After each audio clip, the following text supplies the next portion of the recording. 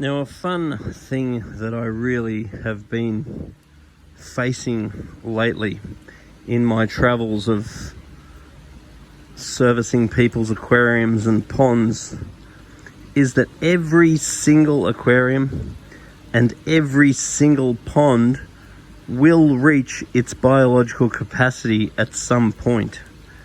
Now, the realities of reaching your biological capacity at some point is that something has got to give. Now, Mother Nature will only allow you to have a certain amount of fish in one ecosystem. So regardless of whether it's a pond or a tank, there will be a capacity. Then, if you're breaching the capacity, and the capacity may be a lot more or maybe a lot less than you think, because your thoughts are irrelevant. What you think a system should hold may not be what a system can hold. Things like dissolved oxygen level, which you don't know unless you test. Things like quality of food, amount of biomedia, amount of water flow and surface agitation. All these sorts of things have a massive impact on the biological capacity of your aquarium. But every system does have a biological capacity. And as you get more and more fish, or as the fish breed, or as the fish grow, one day you reach the biological capacity.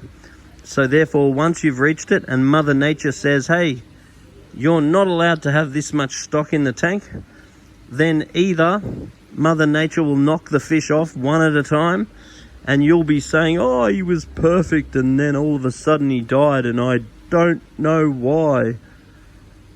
But the only reason is because you had too many fish in the tank, and then various accumulants will accumulate in the water and suppress the fish, and one at a time they will die.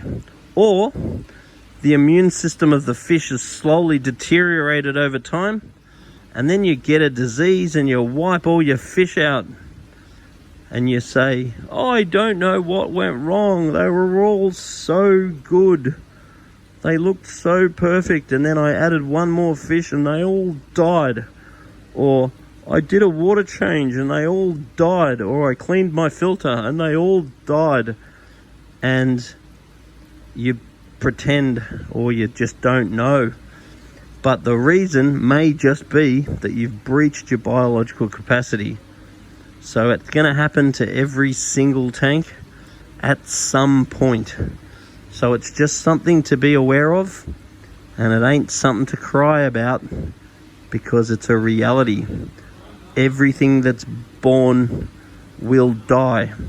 And if you've got too many in the tank, then just be ready, because it's all good to have a tank that's overpopulated and it looks awesome.